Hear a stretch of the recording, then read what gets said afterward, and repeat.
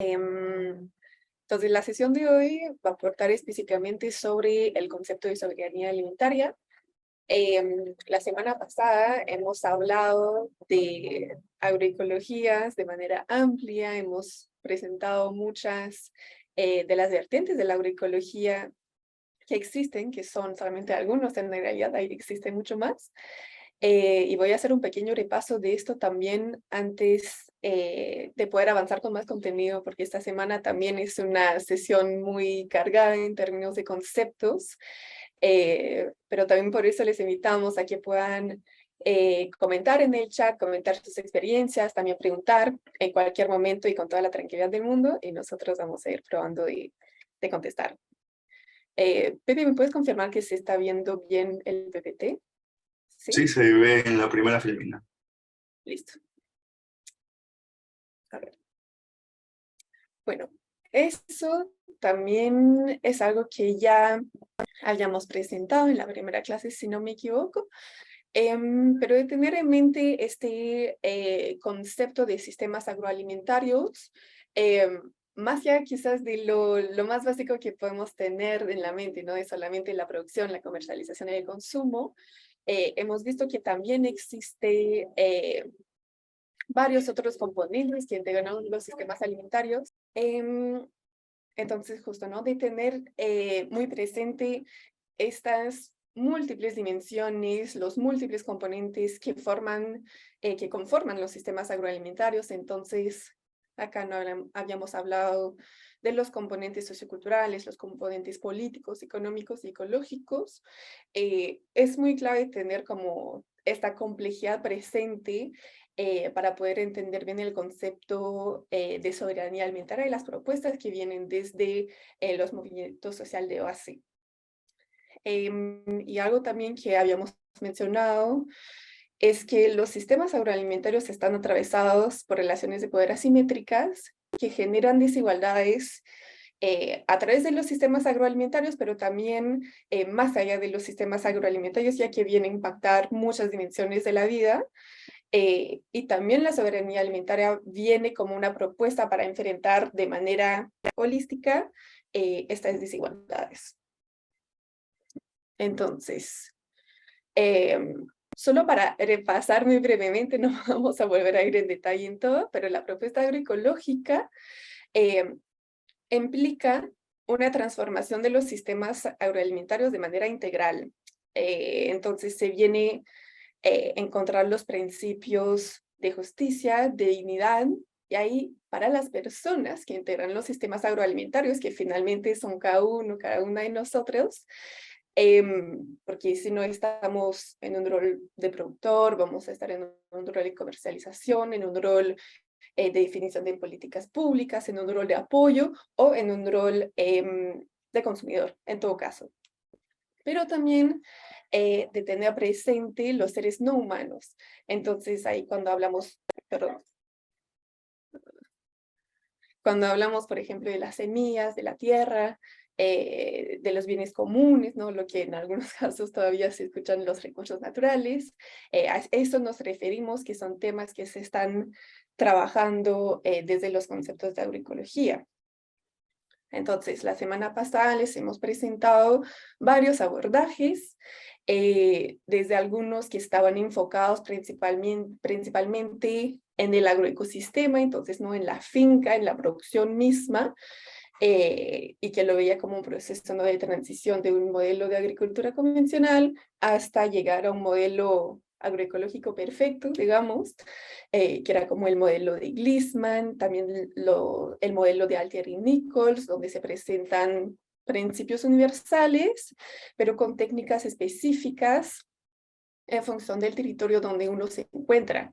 Después, hemos mencionado el paradigma de la FAO y también los problemas que se acompañan de este modelo, ¿no?, que está basado en el desarrollo sostenible, su modelo que ha sido elaborado en un ambiente altamente institucionalizado y que no necesariamente toma en cuenta las demandas y las propuestas de los movimientos sociales, justo con esto que puede ser que lo hayas visto, es algo que se utiliza muchísimo, ¿no? Pero los 10 elementos de la agroecología, que ahora también ya hay una propuesta un poco más elaborada, que son los 13 elementos de la agroecología, que hasta ahora no hay un texto traducido al español, pero que será muy útil poder tenerlo.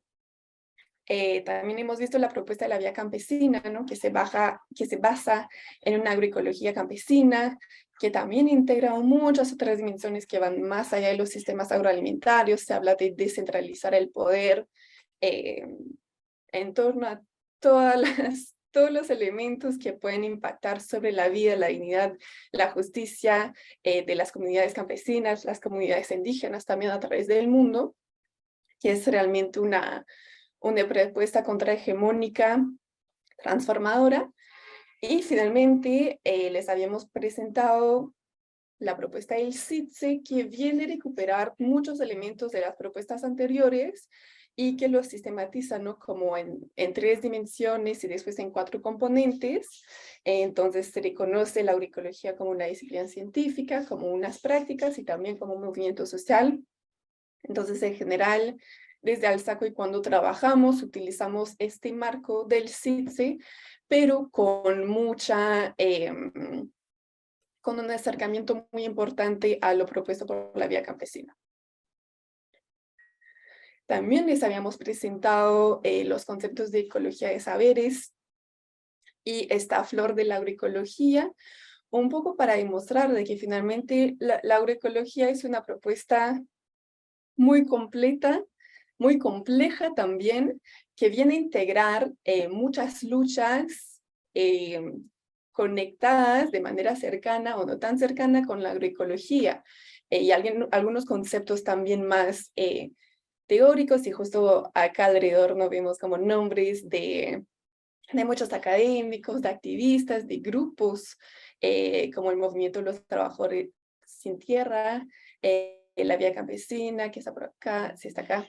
Entonces, ahí se van mezclando todos estos conceptos y van creando un poco esta flor de conceptos en torno al concepto de agroecología, que también les hayamos compartido el enlace para poder consultarla, porque es realmente una herramienta muy completa para poder iniciarse en los trabajos en torno a la agroecología, buscando también cuáles de estas dimensiones son de interés para el trabajo que nosotros mismos estamos realizando. Entonces, ¿no? Están todas esas propuestas para la agroecología, pero también hay muchas tensiones en torno al concepto. Uno de estos es que el discurso dominante de la agroecología, que eso puede ser lo que más se escucha o quizá lo que tiene más reconocimiento en los espacios académicos, en los espacios políticos, sigue siendo una ciencia, una propuesta que es construida en base a métodos occidentales, ¿no? Proviene de la academia, se basa también en los modos de investigación tradicional. Entonces, en algunos casos, llega a caer en lo que autores como Jimmy Lugo Pérez han llamado una agronomía con racionalidad ecológica. Entonces, partimos, ¿no? de un marco teórico de la agronomía, que es muy con una lógica, ¿no? como de producción para generar capital, pero le agregamos algunos elementos ecológicos como para compensar también un poco los daños que se hace desde la agricultura convencional, pero en realidad la agroecología, como la trabajan los movimientos sociales de base, va mucho más allá de esto. Que justo no es ahí que entramos con las agroecologías campesinas y transformadoras, que se construyen como una ciencia revolucionaria, que se planta como una propuesta contrahegemónicas frente a las lógicas capitalistas y extractivistas que dominan en el ámbito agrario, pero en realidad podríamos decir en casi todos los aspectos de la vida como lo conocemos hoy. Entonces, por eso se viene a agregar también muchas otras luchas junto con las agroecologías, ¿no? Como las luchas feministas, las luchas de las comunidades de las diversidades de género, de las diversidades sexuales, también el tema de las juventudes y el tema del racismo, ¿no? Porque en realidad si estamos proponiendo la agroecología, no podemos olvidar todas las otras crisis y todos los otros procesos que están presentes en el campo y más allá del campo, ¿no? Que están presentes en todos los ámbitos de nuestra vida, que están afectando los derechos, que están afectando la justicia y la dignidad de muchos grupos humanos. Entonces, teniendo todo esto presente, si alguien tiene una pregunta sobre el concepto de agroecología, pueden levantar la mano, lo pueden plantear en el chat. Acá veo que hay un comentario, voy a ver. Buenas tardes. Ya. Entonces, justo si todavía tienen dudas sobre esto, lo pueden ir preguntando. Ahora voy a pasar más al concepto de seguridad, justicia, soberanía alimentaria. Y vamos a seguir trabajándolo en conexión siempre con el concepto de agroecología. Antes de seguir, no sé si Pepe querías agregar algo en torno a este breve repaso de los conceptos.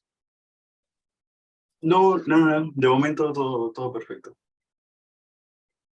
Ya, bueno, entonces, siguiendo con dos conceptos que son muy importantes para poder entender la propuesta de la soberanía alimentaria, es los conceptos de seguridad y de justicia alimentaria.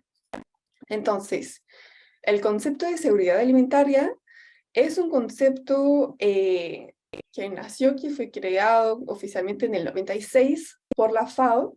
La FAO, que es la Organización de las Naciones Unidas para la Alimentación y la Agricultura, y lo define de la siguiente manera, que la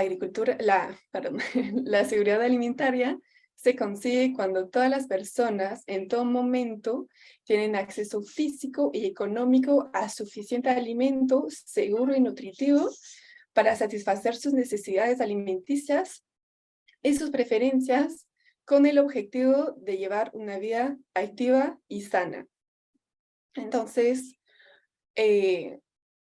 este concepto ha sido muy criticado desde el momento de su creación por movimientos sociales y en particular por la vía campesina, porque es muy en superficie para atacar los problemas que están relacionados con el acceso, con la producción de alimentos, porque se centra principalmente en la etapa de consumo de alimentos, y no ofrece una respuesta o no ofrece una vía para solucionar los problemas que subyacen a las desigualdades que existen dentro de los sistemas agroalimentarios. Entonces, en raíz de esto, bueno, para ver un poco también, ¿no? La situación actual, eso es el mapa del hambre del 2021, todavía no salió el mapa del 2022, pero podemos imaginar que eso se mantuvo casi igual o empeoró en muchos casos, y vemos, ¿no? Que muchos países de América Latina están con una tasa de inseguridad alimentaria entre el 5 y el 15%, ¿no? Que son los países en verde, así que incluye el Perú, incluye Bolivia, México, y también tenemos varios países en una situación más grave, Nicaragua, Guatemala, Venezuela, Haití también, y el continente africano que también está en una situación muy grave. Que este mapa del hambre nos muestra no como una foto, un poco la situación como es hoy, pero es importante tomar en consideración que por muchos años, hasta llegar a la pandemia, las tasas de inseguridad alimentaria iban disminuyendo poco a poco cada año, pero con la pandemia, a partir del 2019, principios del 2020, estas tasas aumentaron muchísimo en muchos países, para hacer una situación que hoy es muy grave. Estamos enfrentando una crisis alimentaria que también está articulada con numerosas otras crisis políticas, ¿no? Creo que acá en el Perú ha sido muy claro este ejemplo cuando surgió el conflicto entre Rusia y Ucrania, donde empezó a haber mucha preocupación con los fertilizantes, ¿no? Para el campo, y eso entonces demuestra, ¿no? De que haya una situación política en una parte del mundo que es alejada, igual vino a impactar a la agricultura y principalmente a la agricultura familiar, que finalmente viene a impactar a casi toda la población, ¿no? Con el incremento de los precios, con cambios en la accesibilidad a ciertos alimentos. Entonces, al ser tan globalizados, también los sistemas agroalimentarios están muy dependientes de flujos políticos, económicos, que pueden parecer muy lejanos, ¿no? Pero que vienen a afectar directamente a la vida diaria de comunidades a través del mundo, porque esa situación se observó en el Perú y se observó en muchos otros países a través del mundo. Entonces también creo que va a ser interesante una vez que salga también el mapa del 2022, de ver cómo han sido estos cambios, dado a todas las crisis que han ido surgiendo en el último año.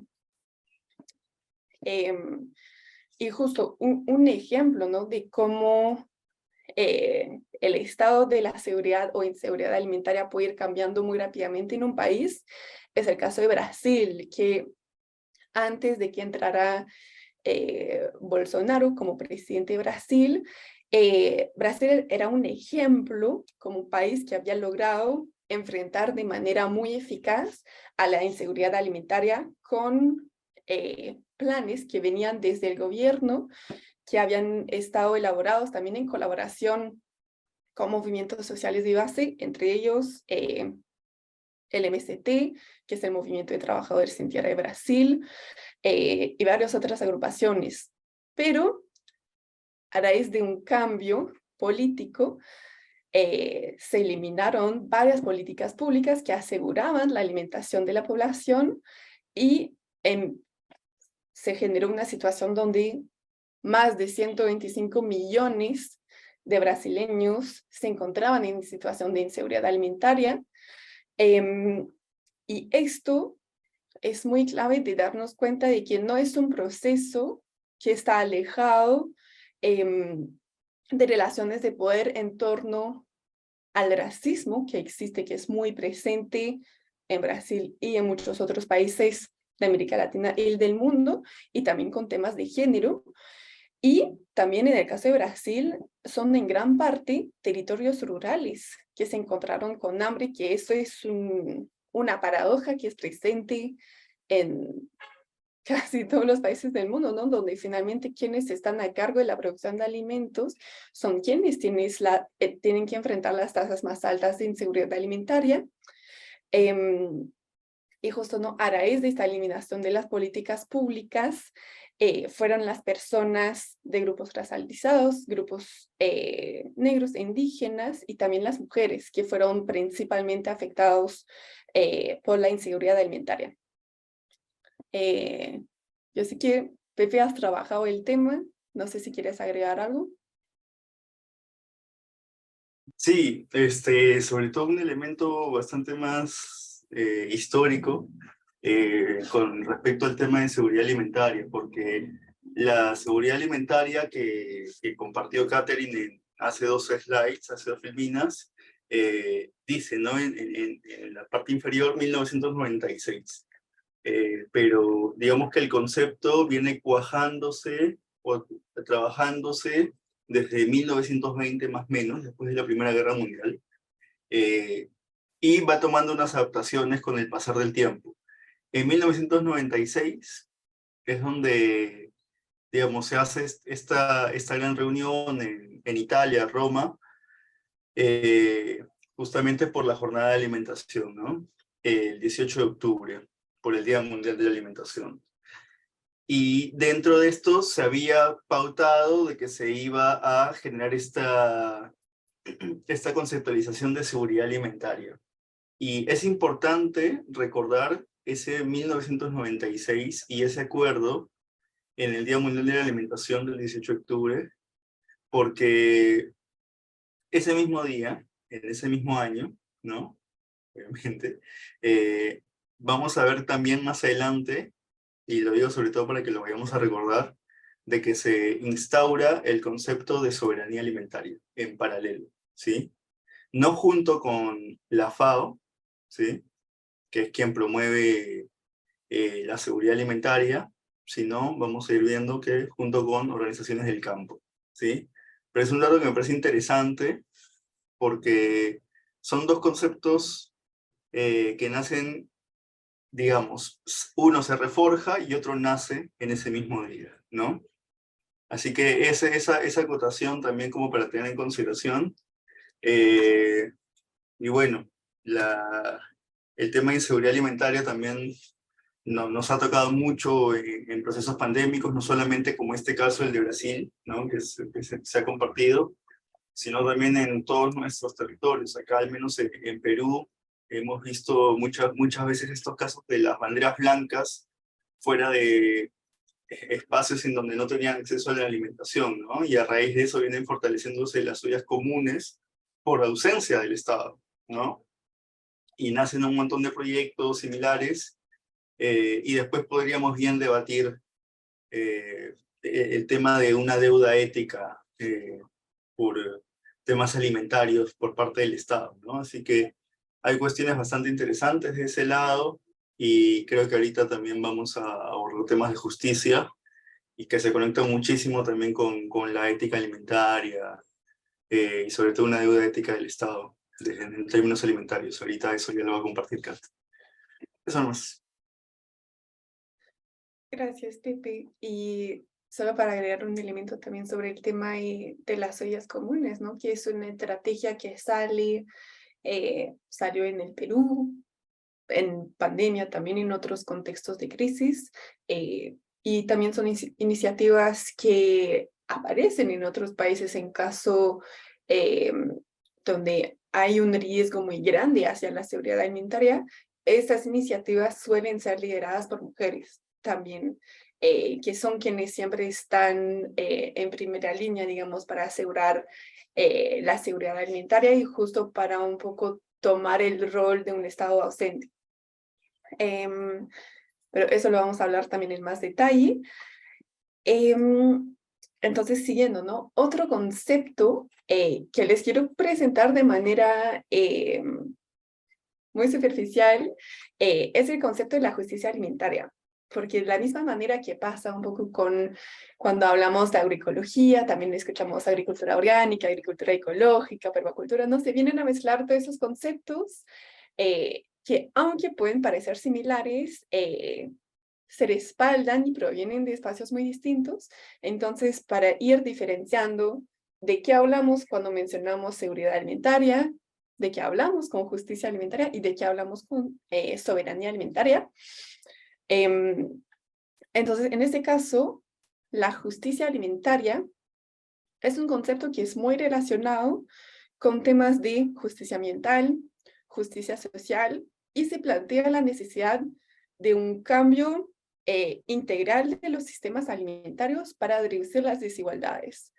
Que justo ahí hay una diferencia muy marcada con el concepto de seguridad alimentaria, donde no estamos hablando necesariamente solamente de las desigualdades en torno al acceso a alimentos, sino que estamos hablando también de todas las otras desigualdades que les habíamos presentado en la clase pasada, que incluyen el acceso a la tierra, el acceso a todos los bienes comunes necesarios para la producción, y también su articulación con otros problemas, otros factores que vienen a influir en la generación de estas desigualdades. Entonces, también, como en el caso de la agroecología, hay una diversidad de propuestas teóricas para el tema, para el concepto de justicia alimentarias. Un concepto con el cual yo me suelo quedar es la siguiente, que es una definición dentro de muchas, pero que plantea la justicia alimentaria como un compartir equitativo de los beneficios y de los riesgos relacionados a los lugares, productos y la manera en la que los alimentos son producidos y transformados, transportados y distribuidos, así como accesibles y consumidos. Entonces, cuando pensamos en el sistema alimentario, agroalimentario actual, basado en una agricultura industrial convencional, quienes cargan con la mayoría de los riesgos suelen ser los pequeñas productoras, comunidades indígenas o quienes están trabajando también para la agroindustria, y quienes se llevan los beneficios son justo las grandes industrias, quienes están a cargo de la comercialización, quienes realizan la compra de los productos directamente con las y los productores. Entonces, esto propone justo venir como a equilibrar un poco la balanza que actualmente se encuentra muy desbalanceada. Pero hay muchos otros conceptos, hay muchas otras propuestas que toman el nombre de la justicia alimentaria. Acá son 9 definiciones que se han ido ubicando en como en este modelo de 2 entradas, ¿no? Que pasa acá, ¿no? Desde un modelo teórico hacia una propuesta de activismo, y en el otro eje, propuestas que se enfocan únicamente en los sistemas alimentarios y otros que se enfocan en sistemas sociales de manera completa. Entonces son 9 definiciones, no les voy a presentar las 9 porque ya eso es para un curso específico sobre la justicia alimentaria, pero algunas, para que puedan ver la diferencia que existe como entre estos dos extremos. La definición de Ehrman del 2018 plantea la justicia alimentaria, plantea un sistema alimentario justo es uno que permite que todas las personas tengan un acceso a una alimentación suficiente, sana, culturalmente apropiada, e incluyendo el respeto y la autodeterminación. Entonces, esta definición tiene muchas similaridades con el concepto de seguridad alimentaria, pero se agrega el tema de respeto, que podamos interpretarlo como dignidad, y la autodeterminación, que no es presente en el concepto de seguridad alimentaria. Pero igualmente es enfocado únicamente en los sistemas alimentarios, no se enfoca en otras desigualdades fuera de los sistemas alimentarios, digamos. Otra propuesta que es más hacia que se enfoca en sistemas sociales complejos, pero que se queda en lo teórico, dice que la justicia alimentaria es un concepto para aquellas personas interesadas en las formas de desigualdad y de injusticia que existen dentro de los sistemas alimentarios a través del mundo.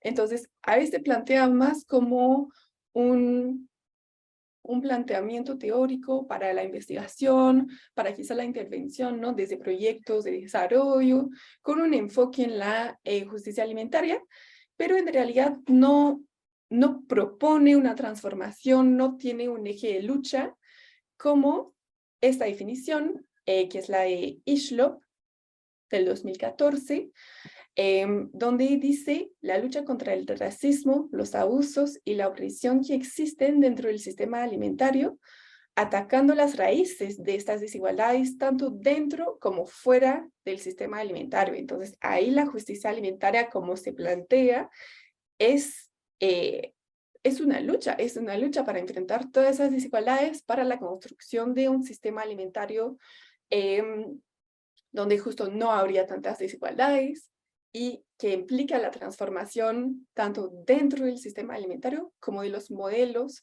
y de los impactos, de los efectos de fuera de los sistemas agroalimentarios, y que vemos, ¿no? Que es justo lo dice, es una lucha. Entonces, solamente en breve, ¿no? Porque yo no quiero pasar mucho tiempo en esto, pero es un concepto que todavía se encuentra en desarrollo. Hay muchas propuestas teóricas, hay muchos trabajos de investigación que se están realizando bajo este marco también, pero es algo que ha sido desarrollado principalmente desde la academia, donde no hay la misma presencia de movimientos sociales o de grupos de base que lo están elaborando, que están trabajando para una propuesta para la justicia alimentaria, y es una perspectiva que proviene principalmente del norte global y donde hay poca atención para la agricultura familiar y campesina, que también se entiende porque es muy relacionado al hecho que en el norte global se han ido transformando también los patrones de uso de la tierra, los patrones en torno a quienes están produciendo los alimentos. Pero esto es más o menos la propuesta de la justicia alimentaria. Espero que pueda quedar claro también cómo se diferencia la propuesta de justicia alimentaria, de seguridad alimentaria, perdón, que esa propuesta justo de seguridad se ha elaborado en un marco institucional, ¿no? Por parte de la FAO, que es una rama de la ONU. Este concepto de justicia alimentaria viene de la Academia del Norte, y ahora vamos a ver el concepto de soberanía alimentaria, que este sí es elaborado por los movimientos sociales de base como una crítica directa al concepto de seguridad alimentaria, como lo mencionó Pepe. Y antes de eso, solo quería hacer como una pequeña introducción, ¿no? Aquí es el derecho a alimentación, porque es un derecho que se encuentra, ¿no? En la Declaración Universal de los Derechos Humanos, en el artículo 25, donde dice: toda persona tiene derecho a un nivel de vida adecuado, que la asegure, así como a su familia, la salud y el bienestar, y en especial la alimentación, y ahí también está incluido como la vivienda, la salud y varios otros elementos. Y también es algo que está presente en el Pacto Internacional de Derechos Económicos, Sociales y Culturales, y ahí se define como el derecho a alimentación. Bueno, el derecho a alimentación adecuada se ejerce cuando todo hombre, mujer o niño tiene acceso físico y económico en todo momento a la alimentación adecuada o a medios para obtenerla. Entonces, otra vez, estos conceptos muy relacionados con el concepto de seguridad alimentaria, donde nos estamos enfocando específicamente en el acceso, que sea físico-económico, al alimento, y no tanto a las otras problemáticas que existen en torno a los sistemas agroalimentarios. Y finalmente, otro marco más institucional que vale la pena estar un poco al tanto es en torno a la Declaración de las Naciones Unidas sobre los Derechos de los Campesinos y Campesinas y otras personas que trabajan en zonas rurales. Este acuerdo, no tengo el dato ahora si ha sido firmado por el Perú o no, pero es una propuesta muy interesante en papel, que lamentablemente no se está utilizando o no se está cumpliendo mucho con lo que se propone en este marco, pero sirve de respaldo para las luchas. De todas maneras, los campesinos, campesinas, y como lo mencionan, de otras personas que trabajan en las zonas rurales, que es muy importante porque ahí también se incluye a todas las personas, todos los trabajadores, trabajadoras de la agroindustria, que en muchos casos, ya que se pueden encontrar en situación de informalidad, ya que no poseen necesariamente tierras o ningún bien, ¿no? Que sea como justo una parte de la tierra, que tengan una empresa, algo así, están incluidos igualmente en eso, que es sumamente importante. Y lo que propone más o menos esta declaración, que vale la pena consultar el documento original porque es muy completo y también es una propuesta muy integral realmente para, en cuanto a los derechos humanos de quienes trabajan en el campo.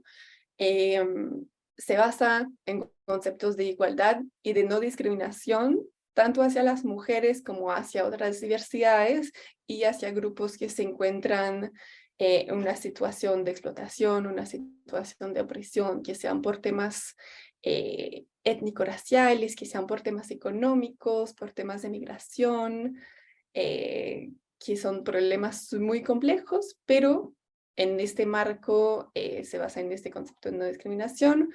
también el concepto de libertad de pensamiento, de opinión, de expresión, el acceso a la justicia, también el derecho a alimentación que viene a respaldar esta declaración, el derecho a la tierra, a la vivienda, a trabajar, y también derechos culturales y saberes tradicionales. Entonces, todos esos elementos van a ver que están muy presentes en la propuesta de soberanía alimentaria. Pero esta declaración justo es un marco muy valioso que ha sido desarrollado realmente con representantes de comunidades campesinas, de comunidades indígenas, y es un marco muy novedoso, digamos, a comparación de otras propuestas institucionalizadas, porque eso finalmente también es una propuesta de las Naciones Unidas, pero que proviene directamente de las luchas campesinas. Entonces, ahora sí, el concepto de soberanía alimentaria. Y como lo mencionó Pepe en su intervención, este concepto nació el mismo día, en el mismo marco que el concepto de la seguridad alimentaria, y es una crítica directa al concepto de seguridad alimentaria que ha sido propuesto por la FAO. Entonces, en el marco de la cumbre sobre la alimentación que se realizó en el 96, se hizo una contracumbre en los pueblos donde se propuso este concepto de soberanía alimentaria. Entonces, se define como el derecho de los pueblos a definir las políticas que les permitan alcanzar alimentos nutritivos y culturalmente adecuados, accesibles, producidos de forma justa y por lo tanto el derecho de decidir su propio sistema alimentario y productivo.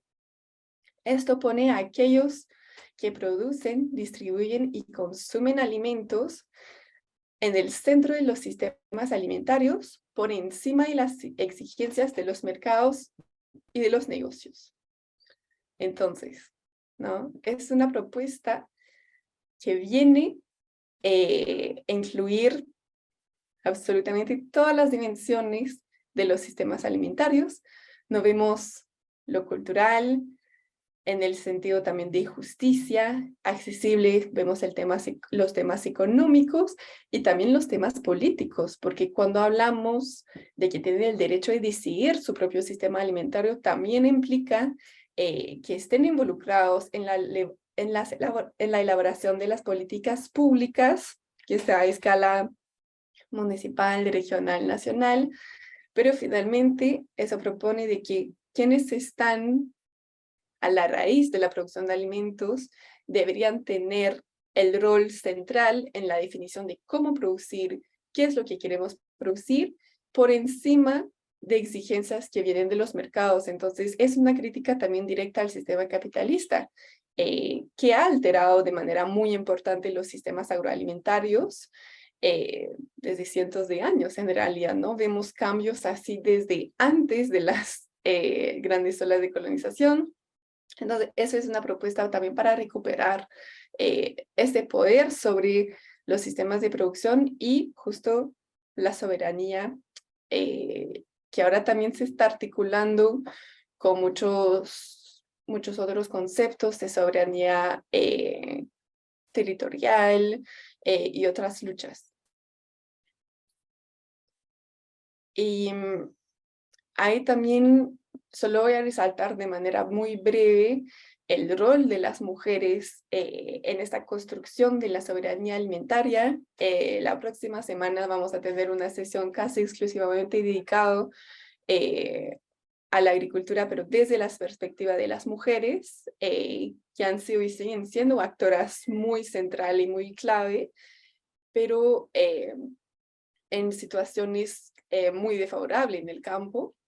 Y justo acá, por ejemplo, se dice, ¿no?, que actualmente en el mundo existen alrededor de 1.600 millones de mujeres campesinas, que eso representa más de la cuarta parte de la población del planeta, pero solo el 2% de la tierra es propiedad de ella y reciben 1% de todo el crédito para el sector agrícola.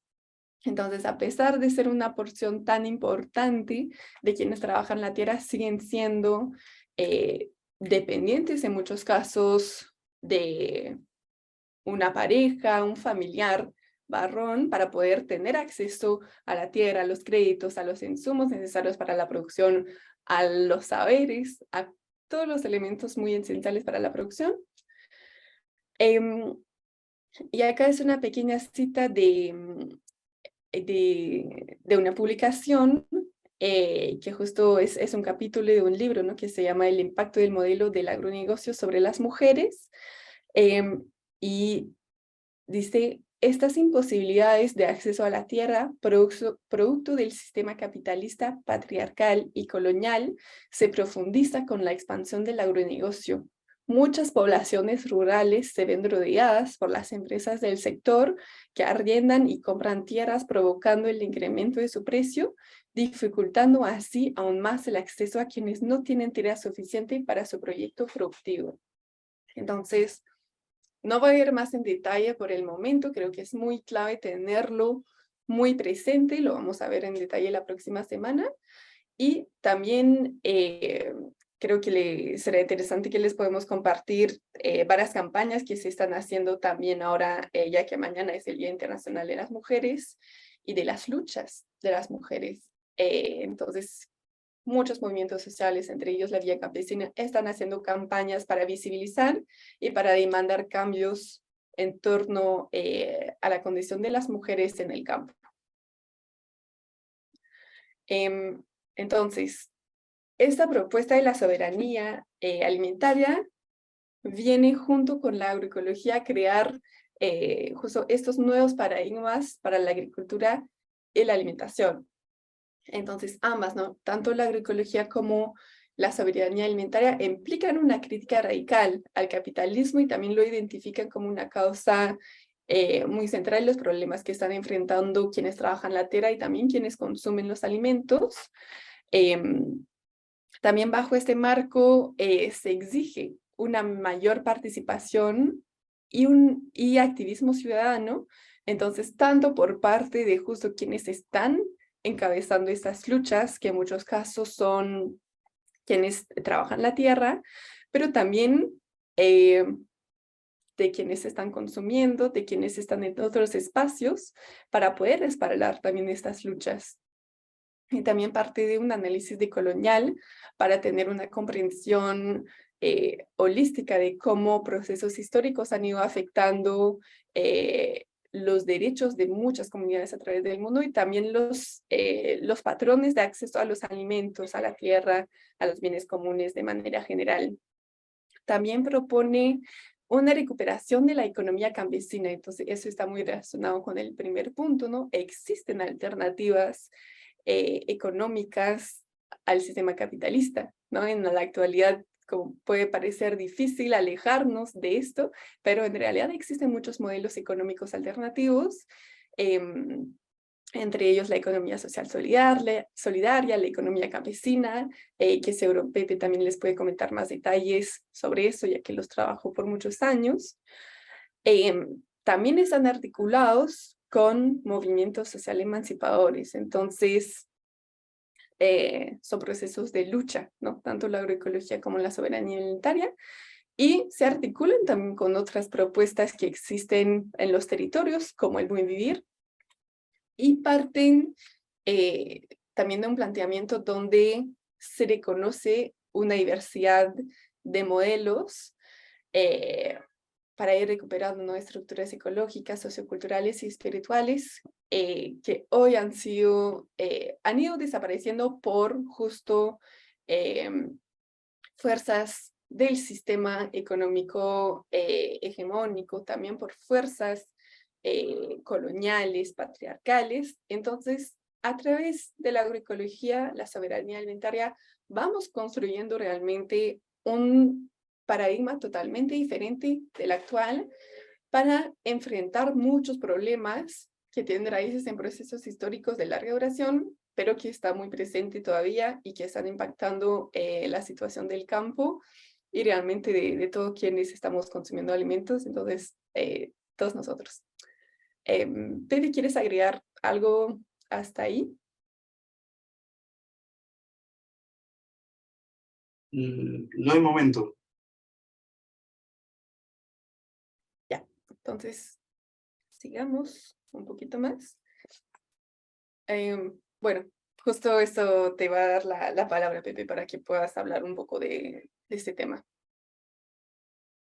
Perfecto, Kat. Gracias también por las aproximaciones conceptuales y también agradecer a Kat sobre el acercamiento y la aproximación epistémica de la justicia alimentaria, que es bastante compleja y como vieron ese cuadro, eh, donde se mostraba, ¿no?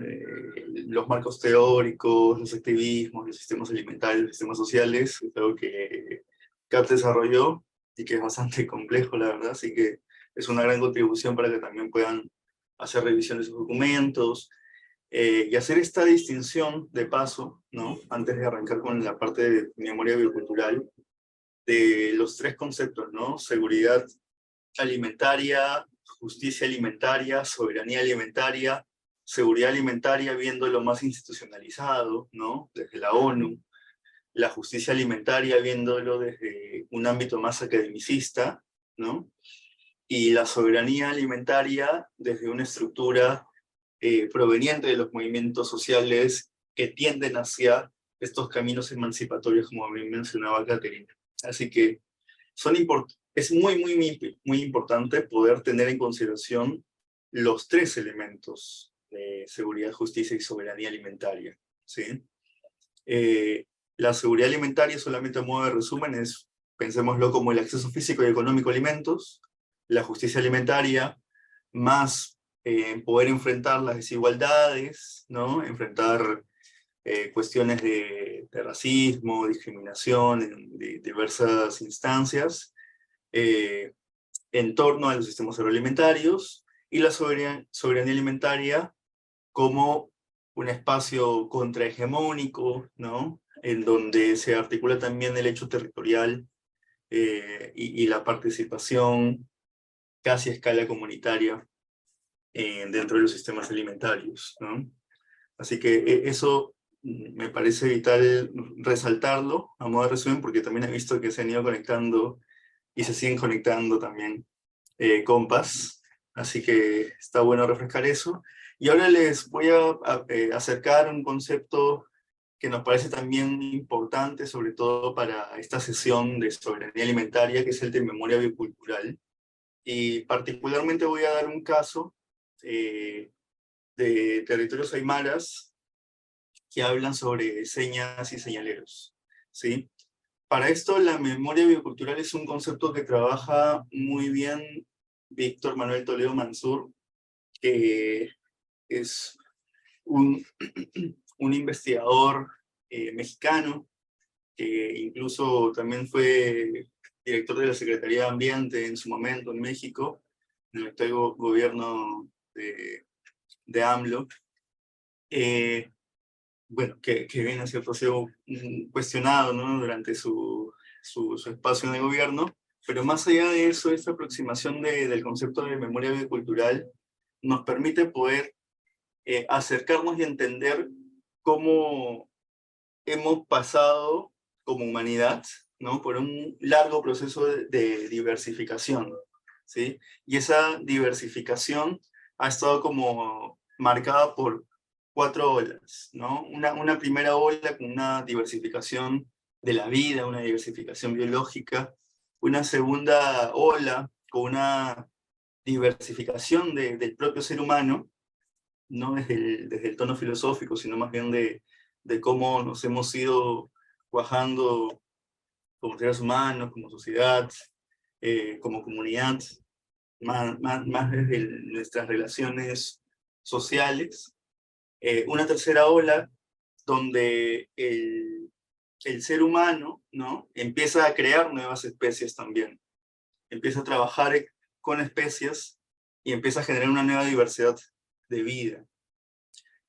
Y una cuarta ola que está vinculada a la creación humana de nuevos paisajes, ¿no? De esto habla Toledo Mansur en su libro La memoria biocultural, la importancia ecológica de las sabidurías tradicionales, pero en esencia ¿no? Lo que trata de rescatar con este entendimiento de la diversidad a lo largo de nuestras vidas, de nuestra existencia, de que también hemos empezado a crear nuevas especies biológicas y rediseñado y creado paisajes nuevos, implica también de que todo esto está trazado dentro de un sistema que ha ido fagocitando la comunalidad, ¿sí? De esa humanidad originaria, por así decirlo, eh, y que en ese proceso de fagocitación, ¿no? Ha derivado, o lo podemos entender como justamente el proceso colonialista, imperialista, capitalista, y que viene justamente imponiendo, ¿no? Su tendencia, su hegemonía sobre qué debemos tener como marcos de vida, cuál debe ser nuestra relación con, por ejemplo, la naturaleza, ¿no? Cuál debe ser nuestra relación con los demás seres humanos. Así que ahí es donde hace hincapié Toledo Mansur y empieza a estudiar la importancia de la memoria, ¿sí? Como un hecho vital, ¿no? Para pensar críticamente sobre los acontecimientos que han devenido en el capitalismo, ¿no? Y cómo podemos tratar de trazar caminos desde la memoria, ¿no? Hacia una transformación de nuestro espacio actual, ¿no? Y con ello, con esa premisa de la memoria, eh, empieza a trabajar esta conexión con lo humano, pero lo humano desde la memoria conectado entre la relación de, digamos, la naturaleza y nuestra esencia como seres, lo cultural, ¿no? Y ahí es donde habla de lo biocultural, ¿sí?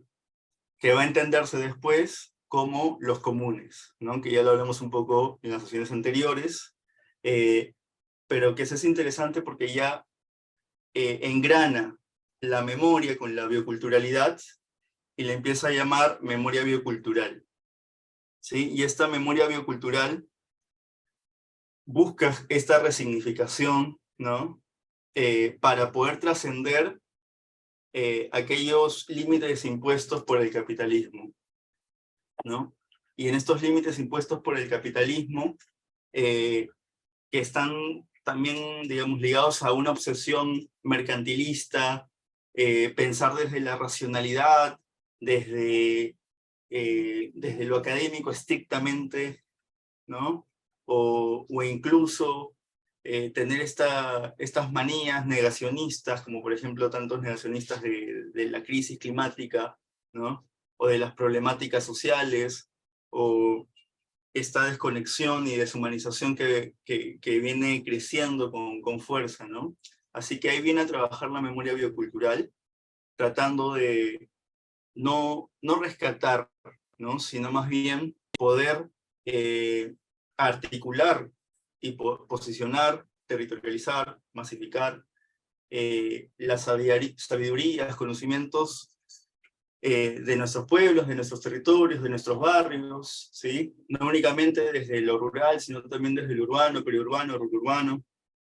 Así que esas conexiones que venimos teniendo, por ejemplo, con nuestra alimentación, y es por eso que también ahí se va a conectar con lo que es la agroecología, ¿no?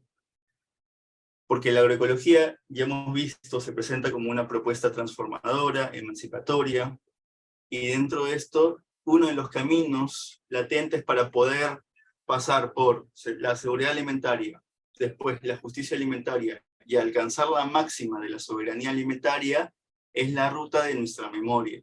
La memoria en este caso tendríamos que aproximarla, propone Víctor Manuel Toledo Mansur, desde lo biocultural, o sea, una memoria biocultural, en donde muchas de nuestras prácticas se adecuaban a las características particulares de los territorios, ¿no? Por ejemplo, en nuestros Andes peruanos, yo hablando desde Perú, pues tenemos una agricultura de montaña que estaba conectada a escasez de agua, ¿no? A escasez de comunes hídricos. Y esta escasez de comunes hídricos, o recursos hídricos, y todavía no nos acostumbramos al uso de los comunes, implicaba también generar estrategias para el uso del agua, ¿no? El uso eficiente del agua. Así que se creó este sistema de andenerías, ¿no? Un ejemplo de tantos que hay que podríamos compartirles en otras jornadas. Pero bueno, a lo que voy es que también hay esta conexión, y te pido, Kat, por favor, que pasemos a la siguiente, que nos conecta con la naturaleza, ¿no? Y algo que se usa mucho en la actualidad, eh, sobre todo en espacios del pueblo aymara, es el de las señas y señaleros, ¿sí? Así le llaman propiamente las señas y señaleros, o las señas, o las señales, o los señaleros. Varía mucho, pero digamos que la convención es señas y señaleros. De la madre tierra, sí le llaman también los compas, las compas de territorios aymaras. ¿Qué implica? De que la misma naturaleza, la misma madre tierra, les da señales, ¿no? Para poder trabajar, producir alimentos, para poder vivir, ¿no? Acá, por ejemplo, ahorita se me acaba de ir el nombre de esta avecita, pero en los alrededores del lago Titicaca, ¿sí? Cuando esta ave en particular pone sus huevos cercanos a la orilla, ¿sí? Del lago, implica de que ese año no van a haber tantas lluvias, ¿no? Y si esta ave en particular pone sus huevos lejos de la orilla, es que se está alejando del lago porque el ave sabe de que va a llover y va a aumentar el nivel del lago.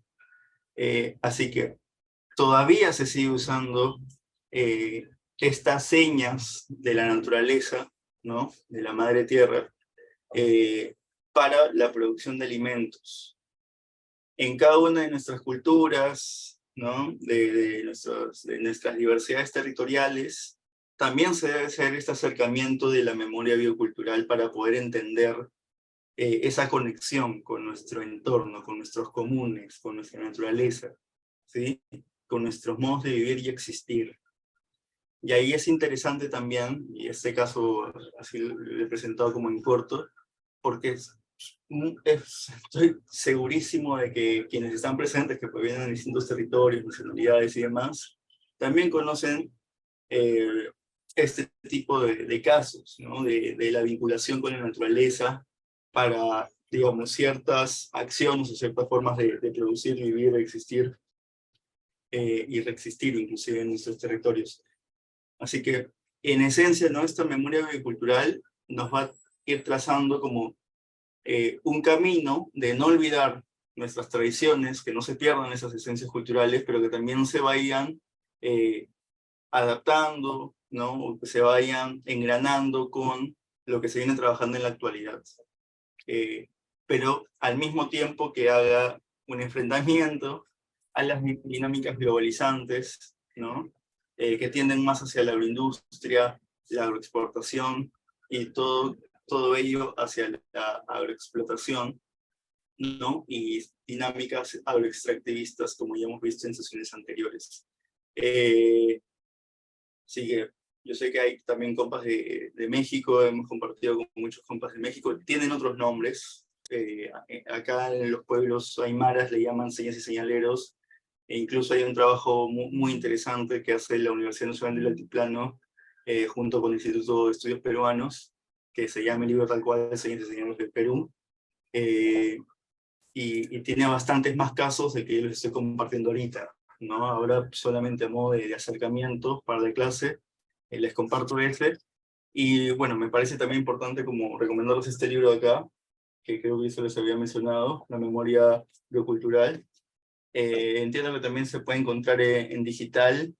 Yo no lo tengo en digital, pero creo que pues si lo podemos buscar por ahí, lo encontramos y alguien lo quiere compartir, bacanazo. Eh, Eso, no sé si había otra filmina de eso, creo que no. Ya. Gracias, Pepe.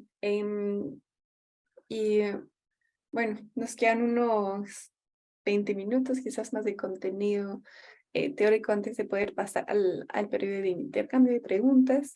Entonces queríamos presentarles algunos ejemplos de masificación de la agroecología que está muy relacionado con las luchas para la soberanía alimentaria.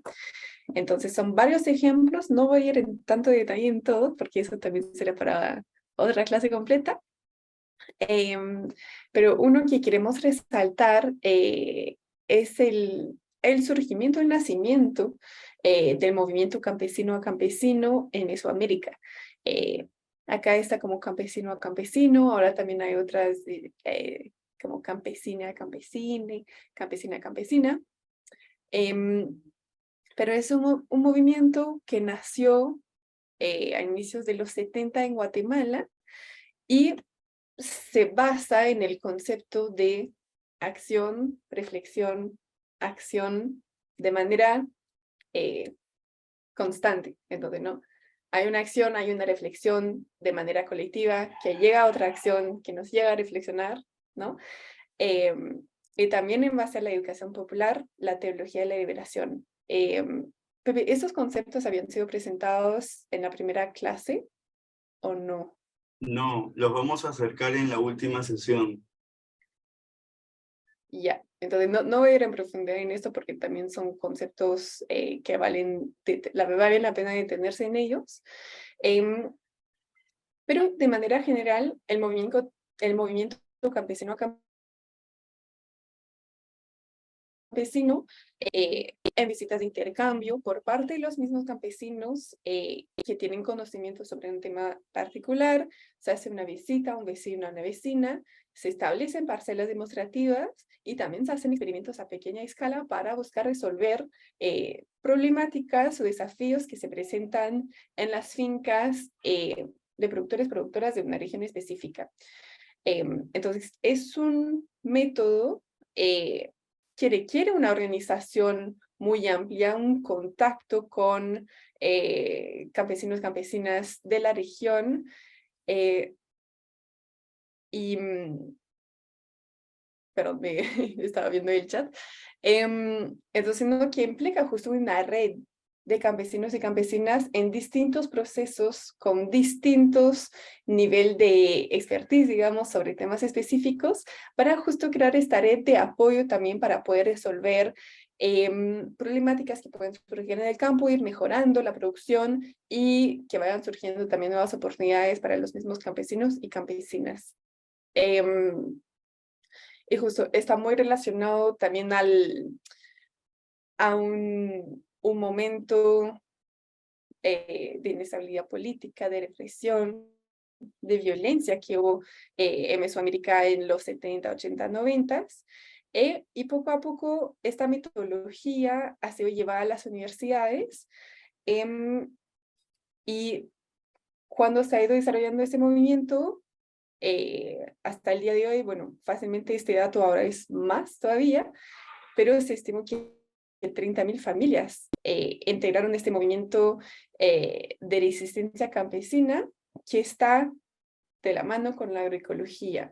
Entonces, eso también viene como una propuesta alternativa al típico sistema de apoyo técnico por parte de expertos, en este caso no los agrónomos, los economistas, que no necesariamente llegaban en todas las regiones de los países de Mesoamérica en un contexto de violencia, y se ha ido conformando como un movimiento, ya que se está basando sobre la agroecología y la soberanía alimentaria. Pepe, ¿quisieras agregar algo breve ahí? Sé que también has trabajado mucho estos conceptos. Sí, solamente eh, mencionar, ¿no? De que vamos a repasar esto en la última sesión sobre la metodología campesino-campesino, campesina-campesine, que es vital también, y algo que sí por ahí, que me parece interesante para que revisen es sobre el caso de la cooperativa Catoquí, que impulsa, ¿no?, todo este movimiento. Nada, por ahí los países de Mesoamérica, recordar México, Belice, Guatemala, Nicaragua, El Salvador, Honduras, son los espacios de Mesoamérica, ¿no? Solamente para recordar. Gracias. Bueno, también otro proceso que encontramos varios en Mesoamérica, pero también ya en otras partes del continente, son los institutos agroecológicos latinoamericanos, que también es una propuesta alternativa de educación para la agroecología, que es justo por parte de campesinos, campesinas, para campesinos y campesinas, que incluye temas técnicos, por supuesto, que son muy importantes, pero también temas políticos, temas de justicia, temas de fortalecimiento de capacidades organizativas para quienes forman, para quienes ingresan a estas formaciones. En general son jóvenes, representantes de movimientos sociales o de organización campesina. Entonces llegan con la oportunidad de formarse en estos espacios, pero con también el compromiso de llevar esos aprendizajes después con las otras personas que forman parte del movimiento. Entonces, ahora existen varios. No, hay la Escuela de Niceto Pérez en Cuba, el IALA Eximuleu en Nicaragua, que se llama también el IALA Centroamérica, uno en Colombia, en Brasil, hay varios, en Chile, en Paraguay y en Argentina. Todavía no hay en el Perú, pero es un modelo muy interesante también justo para poder trabajar desde la academia formal, porque estos institutos son reconocidos como escuela de formación profesional por los países en los cuales se encuentran, pero con una propuesta educativa muy distinta del modelo educativo tradicional, ¿no? También donde está el profesor que habla, bueno, un poquito como estamos haciendo ahora, dado la coyuntura también, ¿no? Que estamos en modalidad virtual, pero estos vienen a romper también con estas estructuras jerárquicas, es basado en modelos más participativos, que reconocen también el bagaje de todas las personas que forman parte de los institutos, tanto profesores y profesoras como los estudiantes. Y otro ejemplo muy emblemático de la lucha por la agroecología y la soberanía alimentaria es el caso de Cuba. Yo he tenido la oportunidad a fines del año pasado de acompañar a la ANAP, que es la Asociación Nacional de Agricultores Pequeños en Cuba, en un encuentro que han realizado, donde se ha hecho justo un pequeño repaso de todo el proceso y muchas visitas de campo para ver cuál es la realidad del campo cubano. Entonces, en el caso de Cuba, antes de la crisis del bloque socialista, ¿no? En los 90s, era una economía basada en la agricultura tradicional, con grandes extensiones de tierra de monocultivo, con la concentración también de las tierras en manos de empresas nacionales, cubanas, pero también de empresas internacionales. Pero a raíz de esta crisis del bloque socialista, hay una necesidad de hacer un cambio radical del modelo agrícola, ya que no habían los mismos insumos, ya no había acceso a la gasolina, por ejemplo, a los fertilizantes, también a todos los elementos mecánicos, ¿no? Para la maquinaria que se utilizaba en el campo. Entonces, se inicia la revolución agroecológica en Cuba. Entonces, se van sustituyendo los insumos, se hace una propuesta de reforma agraria donde se distribuye las tierras a quienes ya la estaban trabajando, pero en un proceso muy distinto de cómo sucedió en el Perú. Y hasta el día de hoy, Cuba cuenta con una ley de reforma agraria y todavía quienes quieren tener acceso o quienes provienen de familias rurales que trabajan en el campo pueden tener acceso a tierras en forma de, que es un préstamo por parte del Estado que viene con la obligación de producirla, mantenerla productiva y de dedicar una parte de su producción para compras públicas. Entonces el Estado compra directamente productos de los campesinos, de las campesinas, Y del otro lado, lo restante lo pueden vender en los mercados que ellos mismos deseen, quizá en los hoteles, ¿no? También como es una zona con mucho turismo, puede ser a los hoteles, a los restaurantes, donde desean venderlo. Y para justo masificar la agroecología en Cuba, se basaron en la metodología de campesino a campesino, y con esto lograron abarcar a familias campesinas de todo el país. Hoy se consideran de que hay 400.000 familias campesinas que forman parte del movimiento agroecológico, lo cual es inmenso para un país de pequeño tamaño como Cuba. Entonces, justo a raíz de esto, también se ha logrado abastecer de manera casi total a las necesidades alimentarias del país. Entonces, ahí tenemos un poco una mezcla, ¿no? A través de la agroecología, a través del movimiento campesino a campesino, se logró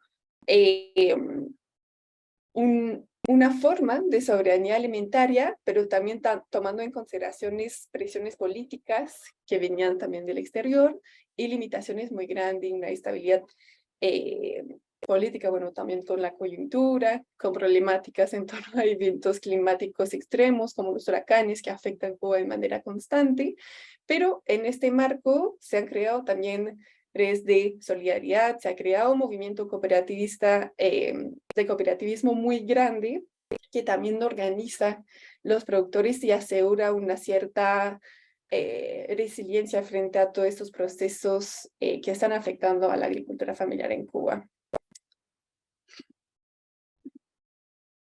Y bueno, creo que también les habíamos pasado el enlace de esta película, que se la recomienda, es en acceso libre en YouTube, que presenta justo todo este proceso, cómo surgió y cuál es la realidad al día de hoy en Cuba.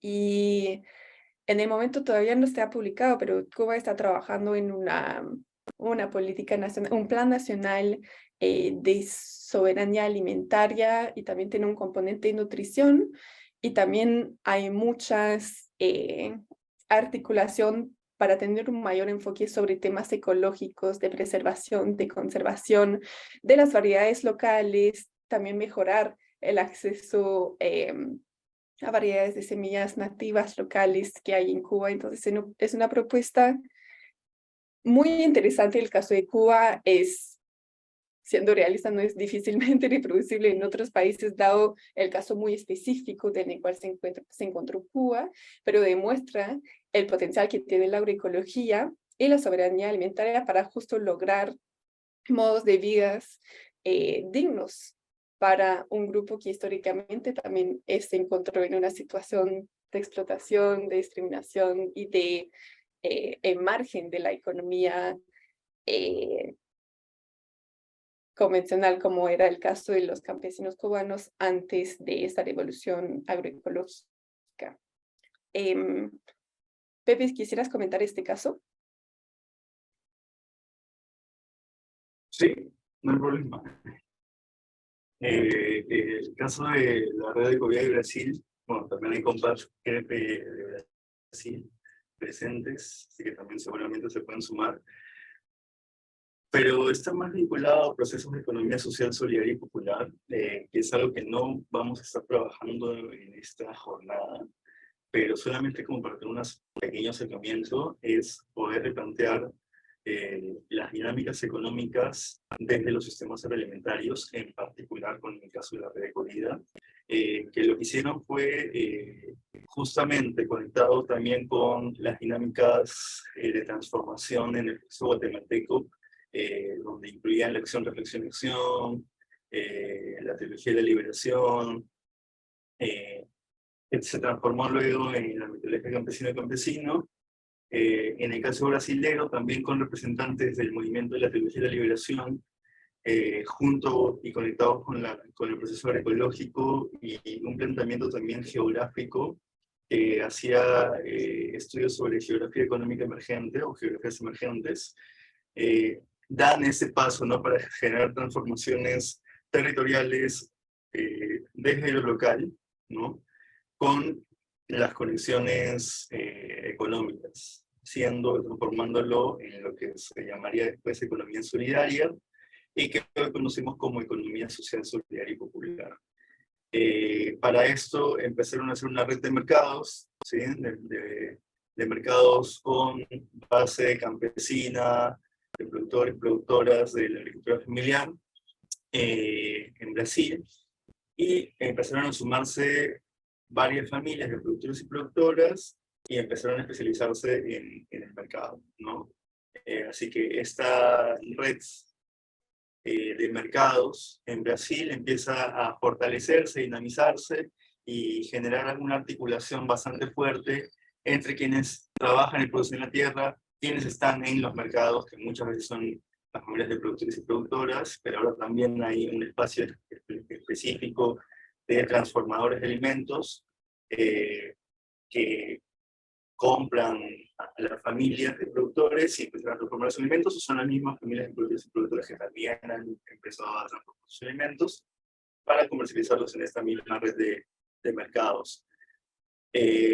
Al día de hoy, bueno, ahí dice como 180 mercados campesinos, pero entendemos que ya está superando los 200 mercados. Igual con el contexto pandémico se redujo la cantidad de mercados y ahora con el cambio de gobierno en Brasil, el caso está remontando, así que más o menos deben estar todavía bordeando los 180, 200 mercados.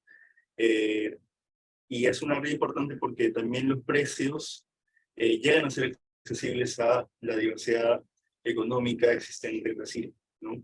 Así que hay principios también desde las dinámicas cooperativistas, desde la dinámica, bueno, de la sociedad solidaria, donde se tiene muy en claro los sistemas de justicia y cuidado por la naturaleza, por los comunes, y se basan también en lo que se llaman los sistemas participativos de garantía, ¿no?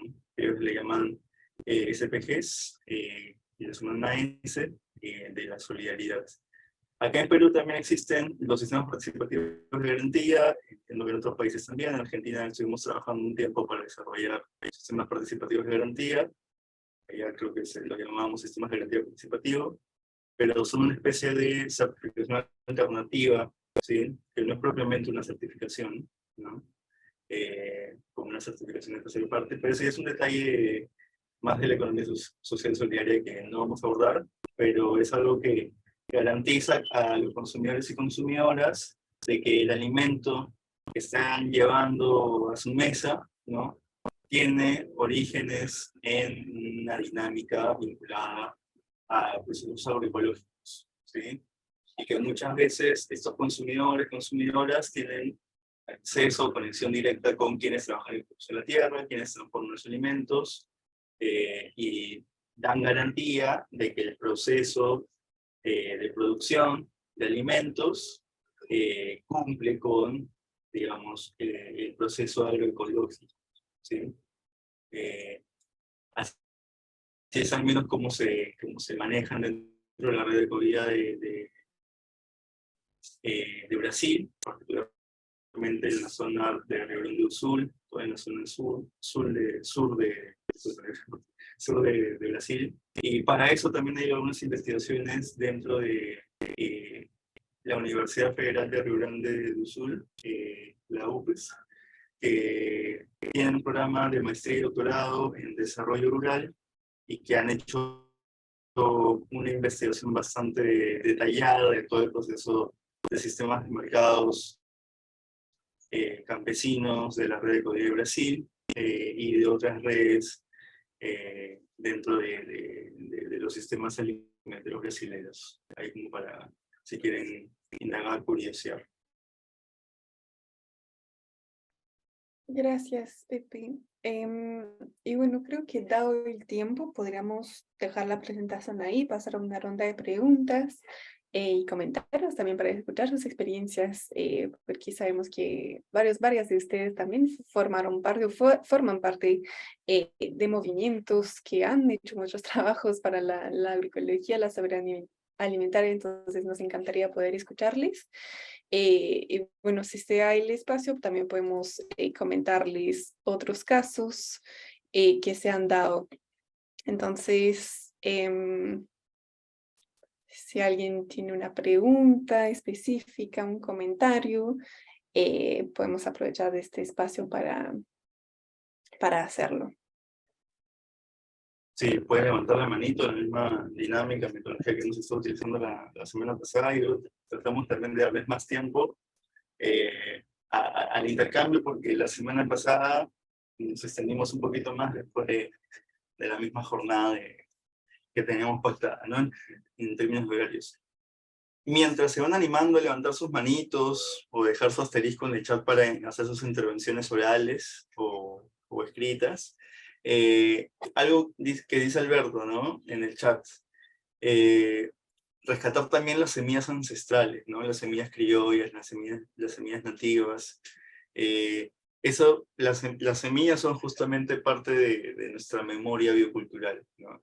Es memoria viva de nuestros pueblos, las semillas, y son, digamos, la esencia que da por también salvaguardar y generar estas dinámicas de seguridad, justicia y soberanía alimentaria, ¿no? Así que cada vez que tengan la oportunidad o chance de poder articularse con el rescate de semillas, intercambios de semillas, cuidado de semillas, pues saben, ¿no? Inclusive ahí sí es que dentro de sus espacios barriales, institucionales, universitarios, institutos, etcétera, trabajos, labores, pueden hacer una especie de guardianía de semillas, pues también sería bastante chévere, ¿no? Porque finalmente todos nos alimentamos a diario, y por ahí cuando cocinamos dejamos algunas semillitas y las podemos ir rescatando y a futuro intercambiando, protegiendo, guardando.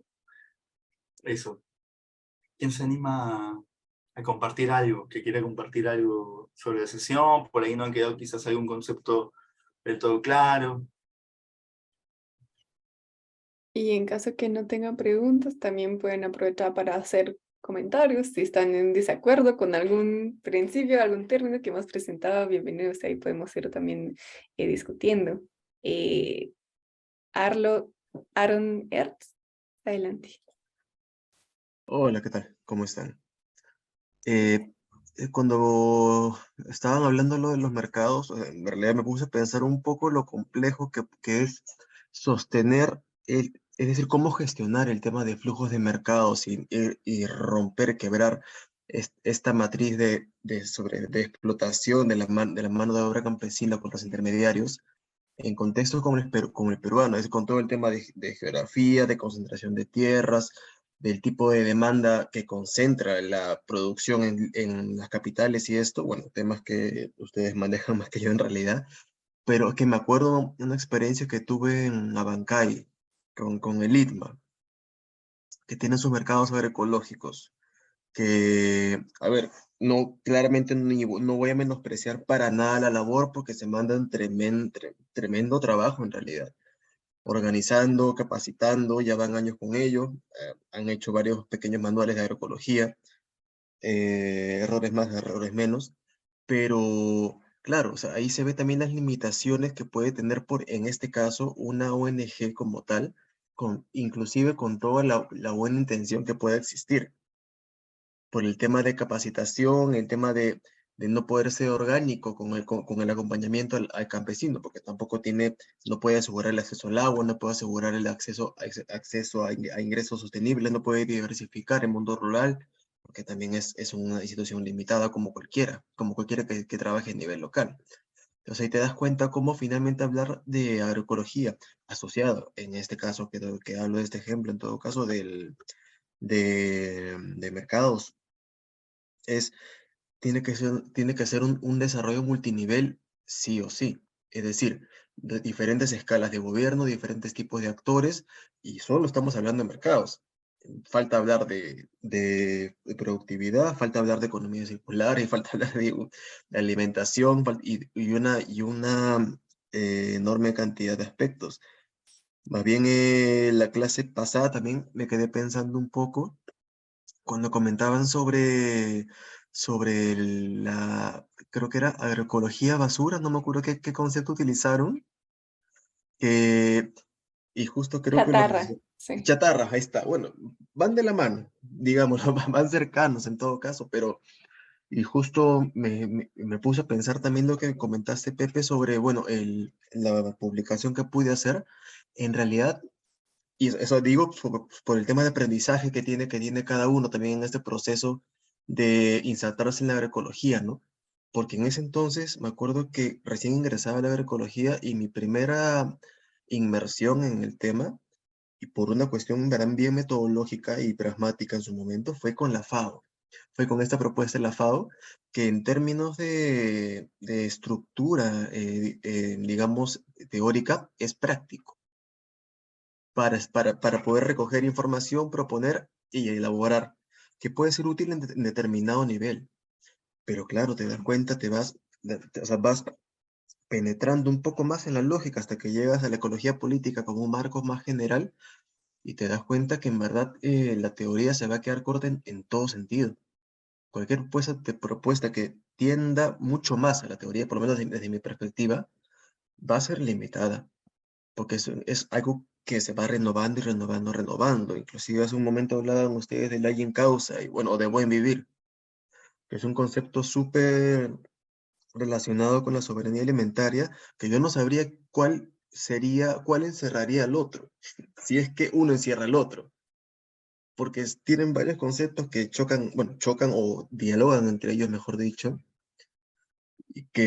y según la perspectiva varía, según el autor varía, ambos son políticos, siendo políticos cambia también los constructos epistemológicos que se consideran. Entonces creo que es un tema interesante en la medida que es complejo y también en la medida que es democrático participativo, ¿no? Entonces, que es cambiante. O sea, creo que lo constante que habrá de ecología básicamente es una cuestión bien cambiante y políticamente intelectual, si le puede llamar así, ¿no? Pero claro, sin una labor de movimiento social y sin una política activa, no se puede hacer agroecología. Eso de hachazo. Gracias, Aaron, por tu intervención. Creo que algo que destaco mucho de lo que acabas de compartir es justo un poco esta crítica a ver la agroecología como un proyecto de desarrollo, que es algo que ahora es muy común, ¿no? Que muchas ONGs están haciendo un proyecto para fomentar la agroecología, un proyecto de 3, 5 años a lo mucho, que también viene a responder a intereses que no son necesariamente propios del territorio donde están trabajando, sino que son intereses que parten de la FAO, de los Objetivos de Desarrollo Sostenible, de los intereses también de la cooperación internacional. Entonces, eso hay autores que lo han trabajado, ¿no? Como la proyectificación de la agroecología, Ujú. donde justo se pierde un poco esta conexión con los movimientos sociales y justo ¿no? Los ejemplos que hoy hemos presentado no han sido procesos liderados por ONGs, han sido procesos liderados por los mismos campesinos y campesinas Claro. en, con el apoyo en muchos casos de ONGs, pero en este caso fueron ONGs que han respaldado procesos que ya estaban en curso, no han iniciado proyectos nuevos de agroecología en un territorio donde no se trabajaba. Entonces, esta perspectiva, en mi opinión, viene a afectar mucho también como la durabilidad, digamos, a largo plazo de esta propuesta transformadora de agroecología, porque en caso como lo que estamos viendo mucho, ¿no? Una ONG que lleva en un territorio, se trabaja el tema de agroecología, después de 3 años ya no hay financiamiento, entonces finalmente ya no se trabaja, ¿no? Ha sido un proyecto como cualquier otro, pero Mm. no se respalda con toda esa propuesta transformadora, no se respalda con en ciencia política, porque también muchas ONGs están muy limitadas en este sentido, donde no pueden hacer incidencia muy radical, digamos, ¿no? Porque no están trabajando también de la mano con los gobiernos, que esto tiene sus positivos, pero también tiene sus negativos.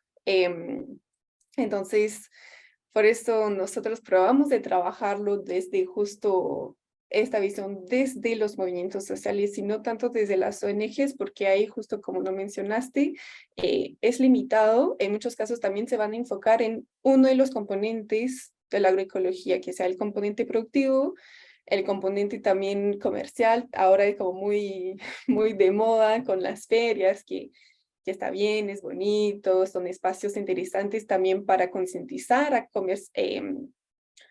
a consumidores que tienen también la capacidad económica de consumir este tipo de producto. Pues sí.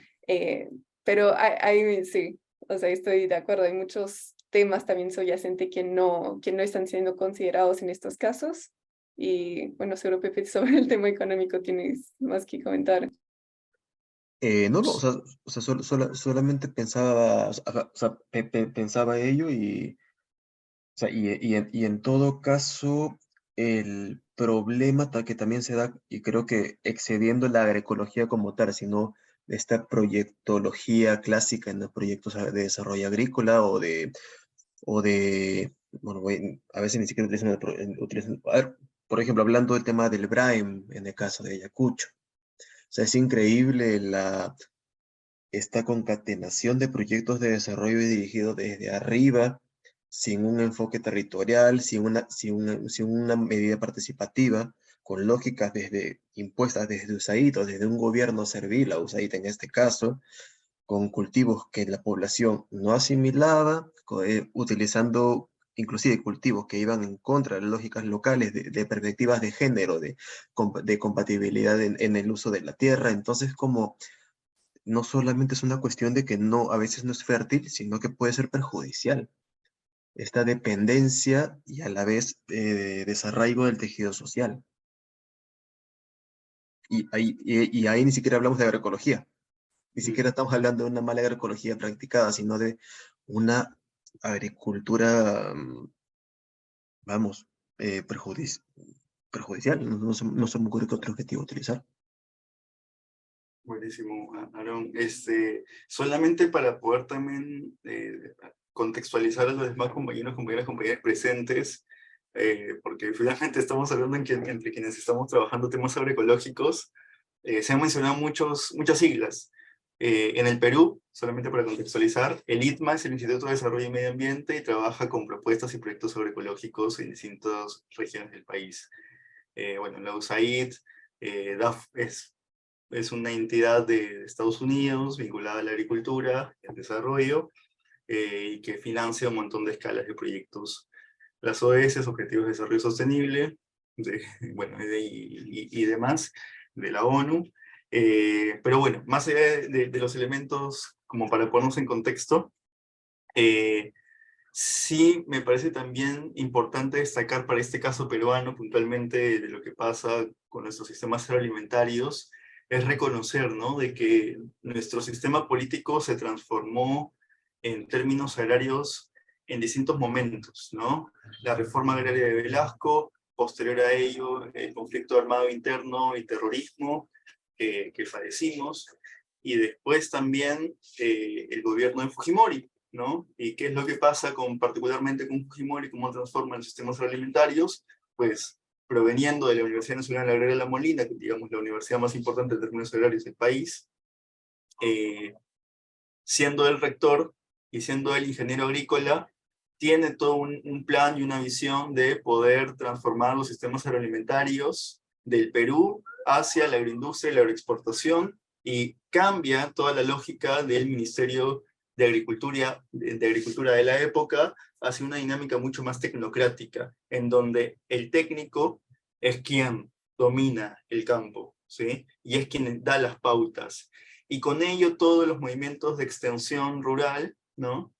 Para ello la extensión rural es un acercamiento, digamos, entre comillas, metodológico para compartir información a quienes trabajan en el proceso en la tierra, pero se dio desde una dinámica muy verticalista, ¿no? Así que, sumado todo ese proceso de tecnocratización de nuestro Ministerio de Agricultura, una ausencia de políticas públicas para la agricultura familiar, campesina, indígena, comunera, y una forma de privilegiar las políticas de la agroindustria, de la agroexportación, ¿no?, de las dinámicas agroextractivistas, sumado con un privilegio por lo técnico desde las universidades y una construcción con una visión mucho más mercantil desde las universidades, sobre todo en ciencias agrarias, forestales y ambientales, más una despolitización masiva del Perú en general por los procesos de conflicto que hemos tenido a la interna de nuestro país,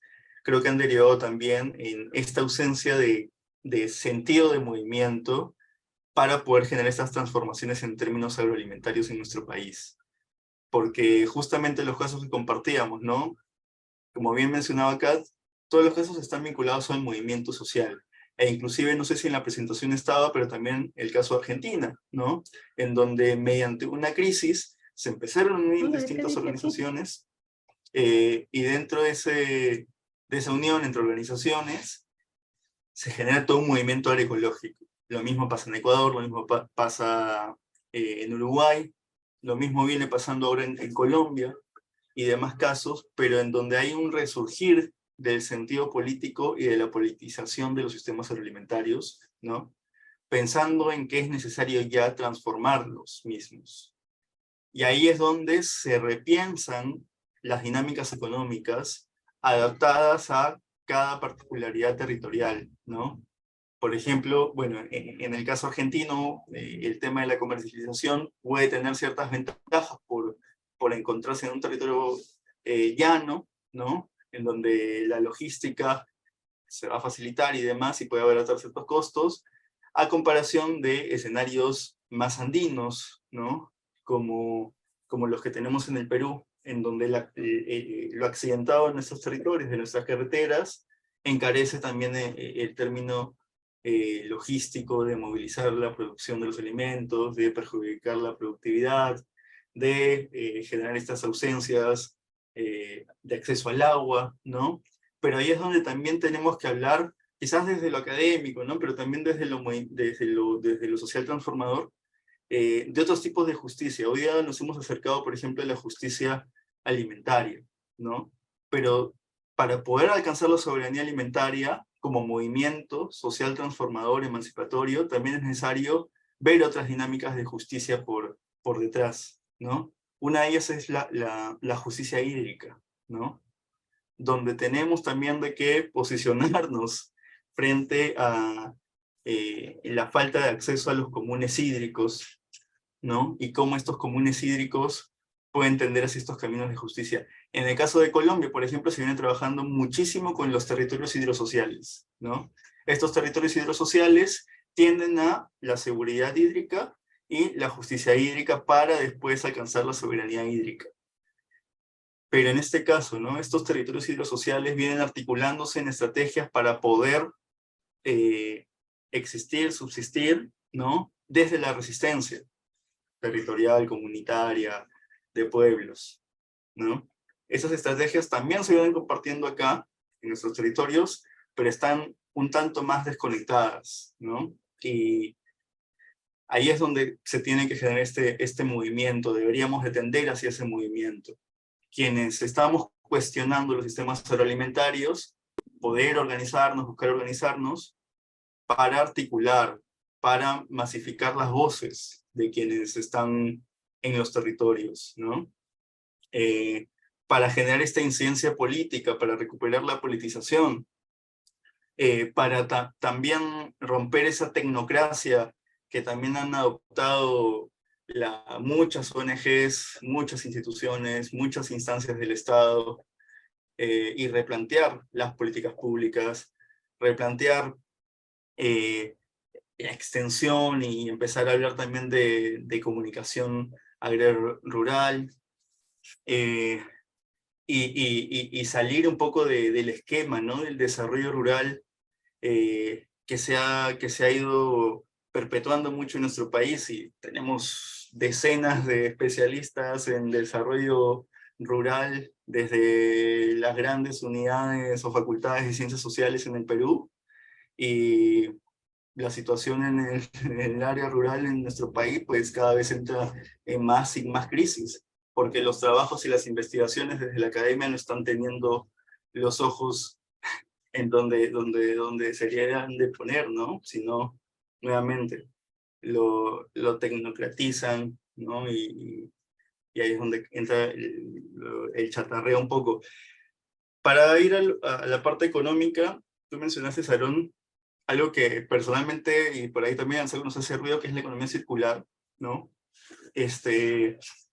Que, bueno, la economía circular, en esencia, la crítica que le hago, para no irnos al tema y tampoco detallar el concepto, lo que le cuestiona en la economía circular particularmente es de que no tiene una crítica al sistema capitalista, ¿no? No tiene una crítica a las hegemonías del poder, ¿no? Y esa ausencia de crítica tiende muchas veces que la economía circular esté en esta dinámica de el emprendedurismo positivista tóxico, ¿no? que, que se empapa mucho de hay que llegar a estas dinámicas hacia, en el término agrario, ¿no? Hacia un modelo exportador, ¿no? Inclusive. Así que trabajamos más en todo caso con lo que es la economía social, solidaria y popular, pero también es algo que es larguísimo como para entender, es un largo debate, de ahí al interno podríamos charlarlo y debatirlo más, o incluso poder hacer una escuelita sobre temas económicos. Yo me formé como economista, o me deformé como economista, y tengo por ahí algunas aproximaciones, y ahora desde la filosofía, con la ética, también estoy repensando ahí lo que es la economía social, solidaria y popular, que cuaja mucho más también con la propuesta agroecológica política, ¿no? Que tratamos de acercarlos acá. Eso quería